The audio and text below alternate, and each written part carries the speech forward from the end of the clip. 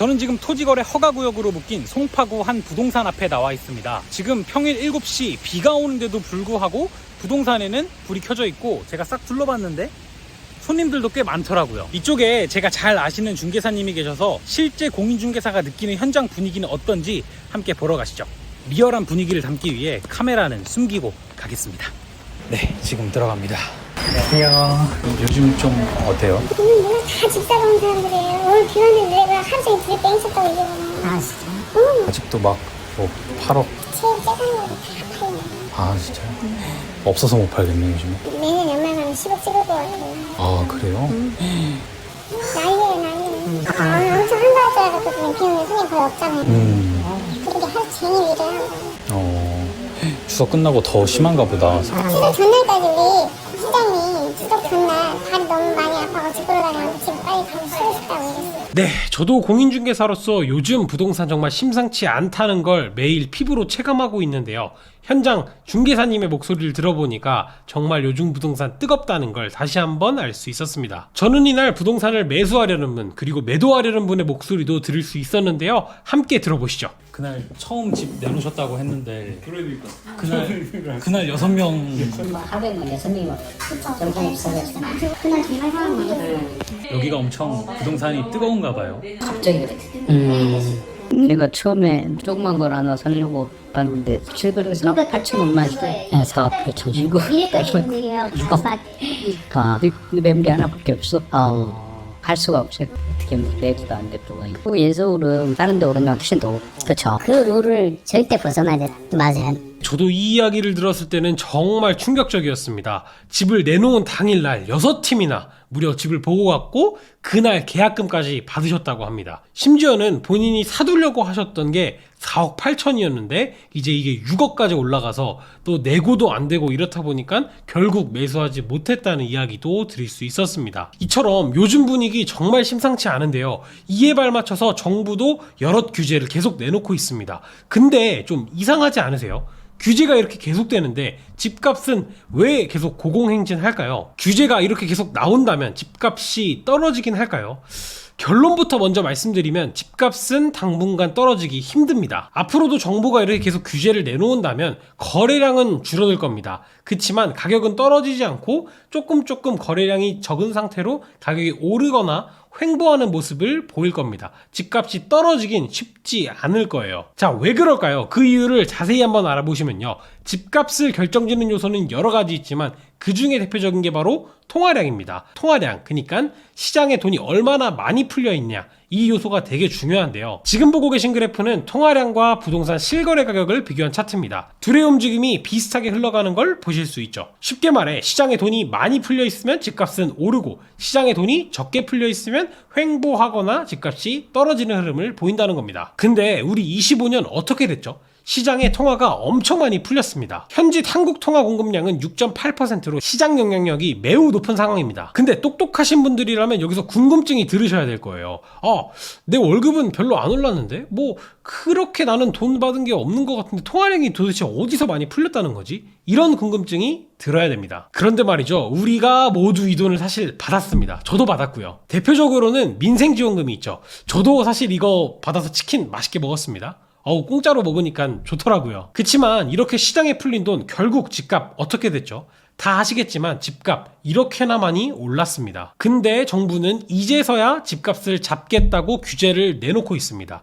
통화량이 풀리면 집값이 오른다는 거 똑똑한 정치인들이 과연 몰랐을까요? 그리고 이렇게 규제를 낸다면 집값이 바로바로 잡힐 거라는 거 과연 여러분들은 그렇게 생각하시나요? 특히 이번에 3개월가량 거의 3개 매달 정책이 나왔습니다. 생애 최초로 집을 구매하시거나 부동산 경험이 적으신 분들은 정책이 매달 거의 바뀌기 때문에 엄청 혼란스러우실 거예요. 그렇기 때문에 내가 집을 사야 되는지 지금 전세를 가야 되는지 대출은 얼마나 나오는지 또 어디를 가야 되는지 아마 엄청나게 많은 궁금증이 있으실 겁니다. 그래서 정말 이렇게 고민이 많으신 분들을 위해서 제가 현 시점 가장 유리하게 내 집 마련을 할 수 있는 방법이라는 주제로 무료 특강을 준비했습니다. 생애 최초이신 분들 그리고 내 집 마련을 처음 하시는 신혼부부분들은 정말 많은 도움 되실 테니까요. 아래 고정 댓글에서 무료 특강 참여하시기 바라겠습니다. 자, 다시 돌아와서 그래 그럼 부동산 앞으로 집값 어떻게 되는데 이렇게 뜨거운 거 알겠어. 근데 집값 올라? 떨어져? 뭐 그대로가? 아마 이런 궁금증이 드실 텐데 결론부터 아까 말씀드린 것처럼 집값은 당분간 떨어지기 힘듭니다. 뭐 드라마틱하게 오를 거다 이렇게는 솔직히 말씀 못 드리겠어요. 근데 떨어지긴 쉽지 않을 겁니다. 왜냐면 여기서 또 봐야 되는 게 금리입니다. 과거 차트를 보시면 금리가 높았을 때 가격이 주춤하고 금리가 낮아질 때 가격이 상승하는 모습을 보실 수 있을 겁니다. 특히나 한국 금리는 미국 금리의 영향을 많이 받기 때문에 미국이 금리를 내리면 한국도 어쩔 수 없이 같이 내려야 됩니다. 근데 미국이 지금 내리고 있는 상황이고요. 지금은 금리가 떨어지는 금리 인하 사이클입니다. 그렇기 때문에 집값이 더 떨어지기는 쉽지 않다라고 보는 거죠. 근데 금리가 내려가면 집값은 왜 오를까? 이런 걸 간단하게만 제가 설명해드리면요. 너무 길게 하면은 복잡해지고 재미없어요. 그러고는 이제 슈카 형님이 재밌게 잘 푸시니까. 특히 금리의 영향을 많이 받는 건 수도권입니다. 왜냐면 수도권은 거래 금액 자체가 크기 때문이에요. 우리가 집을 살 때 50% 대출을 받는다고 생각해 봅시다. 지방에서 내가 예를 들어서 5억짜리 집을 사면 50% 2억 5천만 원에 대한 대출을 받았어요. 2억 5천만 원 대출을 받은 사람하고 서울에서 10억짜리 집을 사는데 50% 즉 5억을 대출받은 사람, 과연 5억을 대출을 받은 사람하고 2억 5천만 원을 대출받은 사람, 어떤 사람이 금리의 영향을 많이 받을까요? 당연히 매가가 큰 수도권에 살고 있는 사람이 금리의 영향을 많이 받을 가능성이 월등히 높습니다. 이런 상황에서 미국이 금리를 내리고 한국까지 기준금리를 내리게 되면 이자 부담이 조금 덜해지는 건 사실이기 때문에 집값이 떨어지긴 쉽지 않을 겁니다. 왜냐면 매도자들이 보통 좀 부담이 돼. 이자가 부담이 돼. 그래서 나 더 이상 못 살겠어 할 때 매도를 해서 뭐 물량이 좀 나오고 이렇게 돼야지 물량이 풀리면서 집값이 떨어지거든요. 지난번에 우리 집값 떨어질 때 봤잖아요. 그때 기준금리 팍 올라가니까 집값 다 떨어졌잖아요. 근데 여기 엎친 데 덮친 격으로 내년에 집도 많이 안 지어집니다. 그러니까 공급도 적어지는 거예요. 조금 어려운 말로는 입주 물량이 적다고 표현하는데요. 지금 보고 계신 그래프는 서울의 입주 물량입니다. 26년은 지난 20년과 비교해도 정말 턱없는 숫자만 공급되고 있는 걸 볼 수 있죠. 아마 수요와 공급 법칙 한 번씩 들어보셨을 겁니다. 수요가 그대로인데 공급이 줄면 가격이 올라갈 확률이 높겠죠. 왜? 우리 옛날에 허니버터칩 생각해보세요. 그때 허니버터칩 초반에 나왔을 때 공급은 엄청 적어. 근데 찾는 사람, 수요는 엄청 많았잖아요. 그러니까 막 그거 어땠어요? 막 당근, 그때 당근 없었나? 막 중고나라 이런 데서 막 더 비싸게도 팔리고, 저는 심지어 제가 그때 생일이었는데 친구가 그거 준다고 한 조각을 이렇게 그 지퍼백에다가 담아서 줬던 뭐 그런 기억이 나네요. 하여튼 그만큼 귀했다는 거예요. 이렇게 허니버터칩처럼 수요는 한정되어 있고 특히 내년에 입주 물량 더 적고요. 지난 20년과 비교했을 때. 근데 찾는 사람 수요는 그대로입니다. 뭐 내년이라고 해서 서울 찾는 사람이 적어지진 않을 거잖아요. 그런데 여러 가지 상황들, 뭐 통화량이라든지 금리라든지 입주 물량이라든지 이런 여러 가지 상황이 고려되다 보니까 당분간 서울 그리고 수도권 집값이 떨어지긴 쉽지 않을 거라고 생각합니다. 심지어는 지금 정부에서는 돈을 계속 풀고 있죠. 뭐 장단점이 있겠지만 돈을 계속 푼다면 집값이 떨어지기는 쉽지 않을 거예요. 그리고 지금 엄청나게 강력한 규제들이 한 번에 다 나왔다 이렇게 하는데 과연 여기서 더 센 규제, 더 강력한 규제가 안 나올까요?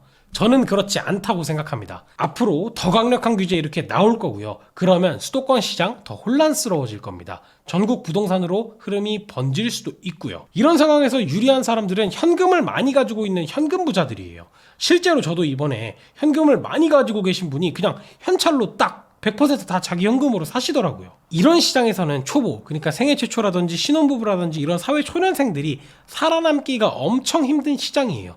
왜냐면 정부 규제가 계속 나오고 시장 상황이 엄청 빠르게 바뀌기 때문에 내가 거기에 발맞춰서 대응하기가 쉽지 않거든요. 그러면 이런 신혼부부들이나 생애 최초 이런 사람들은 어떻게 해야 될까요? 그냥 만년 전세, 월세 살아야 될까요? 방법이 있습니다. 제가 아까 말씀드렸죠. 무료 특강 오시면 됩니다. 진짜 제가 여기서 다 준비했어요. 지금 정책이 어떻게 나왔고 이 정책이 과거에는 어떤 거랑 비교해보면 또 좋고 그랬을 때 과거에는 집값이 어떻게 흘렀고 그렇다면 앞으로 집값이 어떻게 흘러가겠구나, 내가 어떻게 대응해야겠구나 이런 방향을 제시해드릴 거고요. 지금 내가 가진 종잣돈을 가지고 어떤 지역을 가야 되는지 그 지역 리스트까지도 다 전달해드릴 겁니다. 그리고 제가 조금만 먼저 말씀드리면 사실 신혼부부, 지금 생애 최초 이런 분들한테는 오히려 기회예요. 왜냐면 이번 규제에서 사실은 이런 신혼부부나 생초 같은 사람들은 살짝 규제를 피해갔거든요. 그렇기 때문에 지금이 기회입니다. 이런 시장에서는 정말 내가 시장을 빠르게 이해하고 발빠르게 대처하는 게 정말 중요합니다. 제가 여러분들이 이렇게 발빠르게 대처할 수 있도록 현 시점 가장 유리하게 내 집 마련할 수 있는 방법 무료 특강에서 정말 모두 준비했으니까요. 뭐 신혼부부나 생애 최초 이런 분들은 뭐 말할 것도 없어요. 그냥 무조건 오시면 되고요. 유주택자이신 분들도 제가 이번 규제를 싹 피해갈 수 있는 그런 진짜 말도 안 되는 투자처, 서울 핵심지에 이런 투자처도 제가 공개할 테니까요. 아래 고정 댓글에 링크를 통해서 참여해 주시면 감사하겠습니다. 그럼 10월 30일 날 뵙겠습니다. 긴 영상 시청해 주셔서 감사합니다. 안녕.